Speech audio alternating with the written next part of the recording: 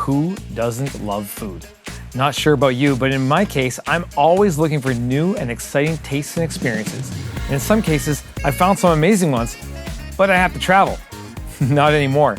The Public is a marketplace connecting food lovers to their favorite food makers and experiences, no matter their location.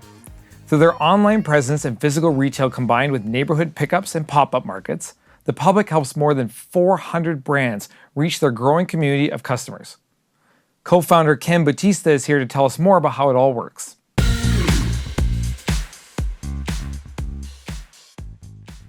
Ken, thank you so much for coming in and joining us today and telling us all about The Public. It's a really unique and very interesting method of delivering, unique food brands and independent food brands all out into a broader audience and community. So, tell us a little bit about The Public and what exactly it is. Yeah, for sure. So, The Public, we're always talking about, we're in the business of helping food lovers connect with their favorite food brands wherever they might be. And we sort of do that through a combination of an online marketplace where we really promote interesting products and food experiences. And then we combine that with this growing location network, which is really about creating a touch point or a different place where people can access different products, access a food experience that's maybe 10, 15 minutes away from their place. That is awesome. Super handy. And I love, especially during the pandemic, bringing people needed things to be brought to them as opposed to them going out. So this is a really unique way of approaching that. So what are some of the big things that are happening with The Public right now? You've mentioned some projects that you guys have got going on over by Grant MacEwan and so on and so forth. Yeah. Tell us a little bit about some of these projects. Yeah. So maybe I'll sort of step back, the origins of The Public. For us, sort of building on our history, both with my co-founder Kirsta, so she has started a lot of the farmers markets in town. I came from developing like Startup Edmonton and some of these like incubation spaces. And then our third co-founder, Tim, came from developing Booster Juice. So sort of expanding their reach from, I think, store 99 to 350 or so. Wow. And so we sort of take that, that sort of combined experience. And the initial project was really about building this physical food hub in downtown Edmonton. And this was just before the pandemic. And a big part of it was like Startup Edmonton, but to be able to find a place where if you're building a food company, you need more than just internet and desk. Right. But maybe you need access to plug-and-play kitchens, but also just other people that were sort of like building sort of next to each other. Yeah. And as we started to sort of like build that project, and then, sort of pandemic hits, sort of things slow down a little bit. People don't want to go into physical space. So we also had to sort of rethink, what was also our value proposition too, in terms of not just being able to build one space, but really going back to this mission of trying to connect the food maker to the food lover. Right. And that's really what opened the door to a combination of the online marketplace. So really thinking about, how are people buying their food, discovering new brands, and they want a mix of things too. So, not necessarily just local brands, but also that means very different things to different people as well. I know, like for my wife and I, like we have, food subscriptions. We have like a pasta and wine kit that we get from a Calgary company. We get stuff delivered next door, and then we still go grocery shopping, right? So I think households want the range of, like, food is not going away. Yeah. And I think at the same time, people also want to not necessarily just have it all delivered to their house, but they want to actually get out of their house too. Right. And so the location network, or what we call our Outposts program, is really about kind of creating these kind of in your neighborhood touch points where you can access a product that we can deliver to and work with our brands to sort of get product to those neighborhoods where they might be underserved. And then the other thing that we're seeing is people want to have like a food experience. So, whether it's hosting an oyster tasting class or a charcuterie class, or, some people want something that's more than just going out to a restaurant on a Friday night. Yeah. But something to do that's around food that is sort of close to them. So that's what we've been building out with that. That's awesome. Yeah. I know, going through your website, you guys have a lot going on. So you have these posts. You've even got like a culinary educational kind of piece on there as well, which is really unique. How does that work? Yeah, so I think again in like that sort of that spirit of how do we help food makers, and we believe like food makers can come from anywhere too, and so whether a lot of them are sort of starting out in their home in their and then they go to a market, and then they sort of have to then figure out what's the big leap to grow that. And for food makers before, it used to be, hey, my path was I need to open a restaurant or lots of restaurants. Or the second is I just need to get into, a big grocery chain. Right. And then those are your two paths. Yeah. But, really when you think about brands, it's really about finding who your audience is and who's your customer. And when you're building a food product, what you need is a little bit more like, it's not just as easy as, creating content and then it's like, putting it out on the internet and finding that audience. Yeah. But it should be that way for food makers as well. And so what we think is a lot of these food entrepreneurs are really limited by their local kind of market. Mm-hmm. But to sort of jump into a brand new place, like not even just like an Edmonton to Calgary kind of move, but like an Edmonton to Toronto kind of move.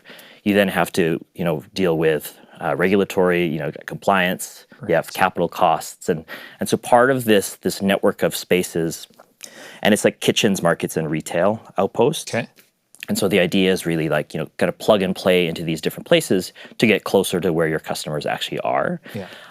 And exposing some of these food lovers to new things that they haven't sort of like found before as well. And you're making it a lot easier because you've got a lot of that infrastructure already built in, or that knowledge base built in to your guys' system, so that they can just, when they become a community member or become part of this of the public, they kind of just grab that information and they can run with it. Totally. Yeah. And and for us as like a marketplace, just like Etsy, right? Like we want to invest in our food makers because like the more that they're successful, the more that our marketplace is going to be successful too. Gotcha. So I think that's where a lot of these other kind of programs that we sort of have, which is really about not just helping them like develop the product, but again to us is like we use our weekly markets as a way for, they're really great incubators because it's your chance to sell your product and have someone try out your product, face to face. And with food, you kind of need to experience it that way. Like you can't beam the food over the internet kind of thing.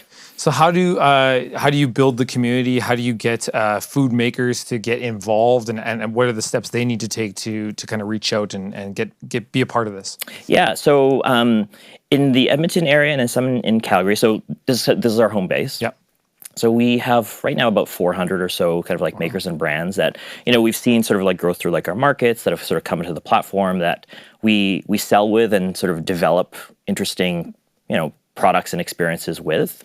And then really what we're focused on is more of these locations, because it's really, when you're building a marketplace, it's two sides, right? And you kind of have to focus on one or versus the other first.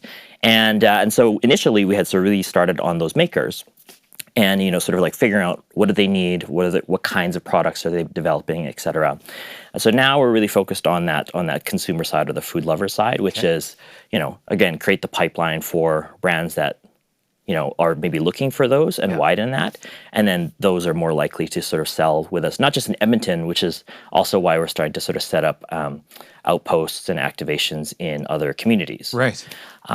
Just like building sort of startup and tech communities in the sense of how can we connect some of the different cities. Right. There's really interesting brands in Winnipeg, for example. And, we did this coffee drop and we sort of brought one Winnipeg brand, one Edmonton brand, and one Vancouver brand into an offering here in Edmonton, right? And so we think we can do more of those sort of cross-jurisdiction things as we start to get more of a footprint out there. And the drop, how can you explain that a little bit? I read some of it about it, but just a little bit more in depth. How does that work? Yeah, so I mean, it's like a batch delivery drop. Okay. So the idea is that sometimes you don't need something delivered next day to you. If you think of like a really great group order. Yes. And then we sort of set a specific date of when everyone hops in on that order. And then sometimes it's something that they couldn't get before or something that they couldn't get close to them. Yeah. But they're willing to, sort of like get in on that type of thing. And sometimes it'll be like a super exclusive drop.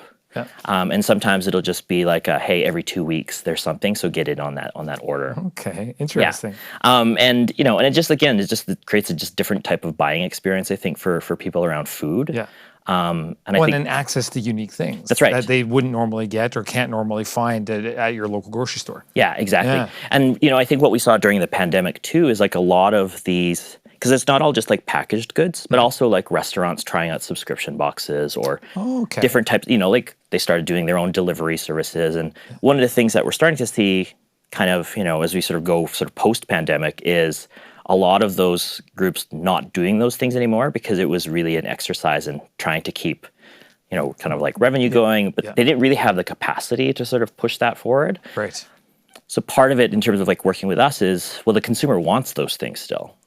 And so, how can we maybe sort of like, again, create some of the extra capacity to help get that product that they want to do, or that subscription box that they thought that was working for them, get it to a place that they don't have to figure out all of the pieces. I love the exposure part of this, just getting, like you said, there's just brands out there and into different markets. And it'd be interesting to see some of the stats on, maybe a Winnipeg market is larger, or a company from Winnipeg has a larger market in Edmonton because maybe a demographic of people that are interested in that type of food, it may be larger here or vice versa, right? So that's really cool that you're able to bring that to reality for some of these groups and then just help them grow and scale. So really cool, really cool. Well, I think what's interesting is you have food brands that are looking to maybe enter a market too. Yes. And so being able to, work with our group, for example, if, we have brands that are interested in coming into Edmonton and it's being like, well, can we do like a drop with you, or could we do a pop-up experience? It's totally. They can kind of just do that test on like put one toe in instead of jumping all in, and then if they find that that's not too bad, then they can grow and grow and grow and put more revenue and market value into that market. So very cool. Right on. Man, this is awesome. Really unique, and I think innovative in this whole food world and exposing people to other things that are out there that they didn't know. So great on you guys. You guys have had a lot of success thus far, and it looks like it's just going to keep going up for you. You're part of Edmonton Unlimited. You're being featured here. What does that mean for you guys, and how does that help you out? Yeah, well, Edmonton is our home base. Yeah. And I think we're very invested in what happens here too. And I'm really interested right now about this sort of intersection of like food and tech in a way. And, like food, when you think about how do you attract talent and, keep kind of companies sort of engaged, and you just want to have a really great home base. Yeah. And then also us just being a startup based in Edmonton, and we look at this as like our home market where we can test out a lot of different things and then move some of those things that we learned here into other markets. So I think that's a big part of working with a group like Edmonton Unlimited, and when you think about tapping into not only stuff here in Edmonton but also those kind of like national regional networks, or the ability to grow not just us as founders but also like with our team and as we start to sort of figure those things out. So, and you find community too. So and that's really nice to have that here, and it's a very strong community. We've heard lots of really great things about the entrepreneurial and startup community here in Edmonton and in Alberta as a whole. And so it's awesome to have you guys a part of that too. And every time you guys learn something, passing that information on so other people can learn is just fantastic. So, it's awesome to be on the founder side again.